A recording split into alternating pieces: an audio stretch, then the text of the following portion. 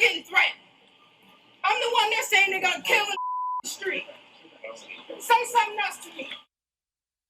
All right, this body cam footage shows an incident involving Shelby County General Sessions Court Clerk Tami Sawyer and a Shelby County Sheriff's deputy. And she is joining us live in the studio this morning, sharing more about this incident. Thank you so much for being here this morning. Thank you for having me. Well, first, when we talk about this clip, you shared that this was just a brief moment in a longer incident. Can you talk to us about what led to this moment?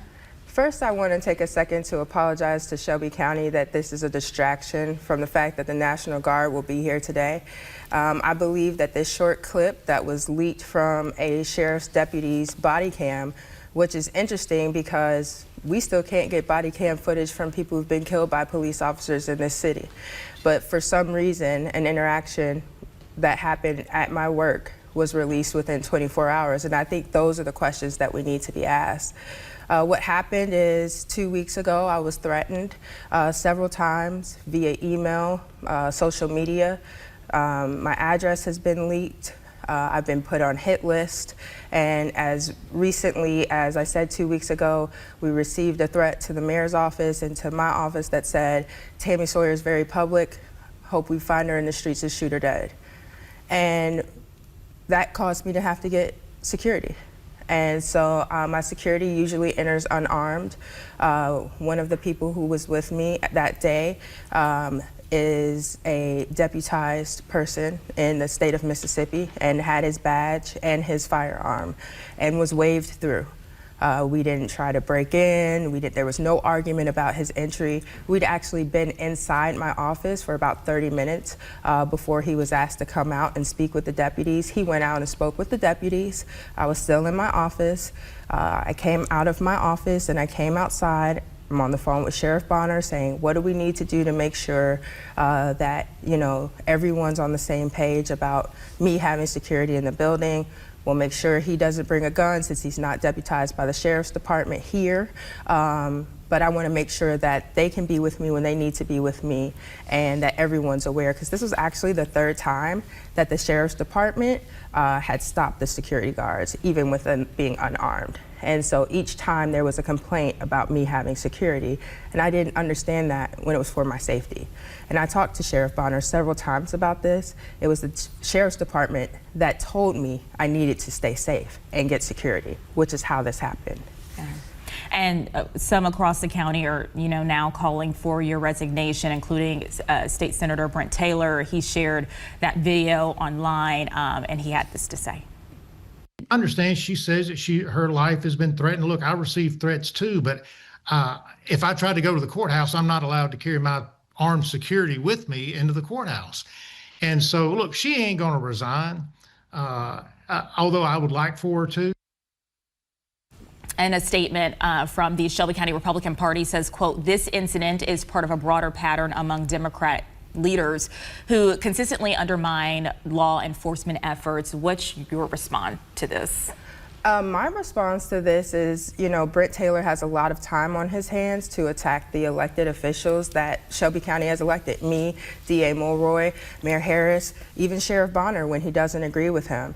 I think that the climate that we are in with a president in the White House who has said and done worse things than having an argument on the courthouse steps, I think that it's laughable at best that Brent Taylor and the Republican Party, who support a very dangerous man who's been indicted for violent crimes against the bodies of women, Donald Trump, that this party would have the nerve to call for me not to give up the seat that the people elected me to serve in because I was protecting myself and advocating for the safety of my family.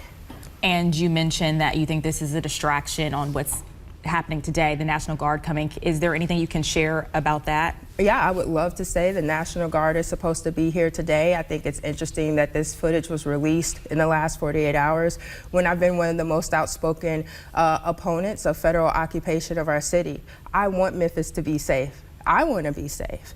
And people who are calling for us to be safe and saying that the National Guard and law enforcement is how we will be safe, saying that I don't have the right to protect myself when I have real threats, when people are threatening to shoot me in the street, when people are threatening violence on my home, when people are leaking my personal address on the internet and telling people to do harm to me and my family.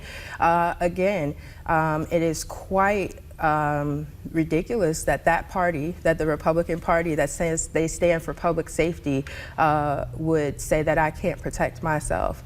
Even when I went through the right channels, I reported that I would have security to the mayor's office, to the sheriff's department. They knew that. They were aware of their presence in the building when I'm there. And so there were no laws broken. There was no attempt to smuggle a gun into the building. This wasn't even about a gun. This was about an exchange between me and an officer who had mocked me several times, called me ridiculous to my face, followed me into the building when I attempted to walk away and continued to speak down to me. And I turned around and I asked him, do you want to be the one that protects me and my family for the next couple of weeks? Do you want to give me 24/7 security? I admit that I said it in a not so generous way, but I'm a Memphis girl, and if Willie Harrington could say, get the H out of my office, that's my passion that you see. That's my passion for the city. That's my passion for my family. That's my passion for my safety. And I've always fought for what's best for Memphis, and I will continue to do so. And no video that's leaked to make me look like I'm dangerous or unhinged is going to stop me from advocating from the fact that in less than 10 hours, the city will be fully occupied by the federal government, and a de facto government will be being run by people like Brent Taylor and Donald Trump. All right, that's all the time we have. Thank you so much, Clerk Sawyer, for joining us this morning. Thank you.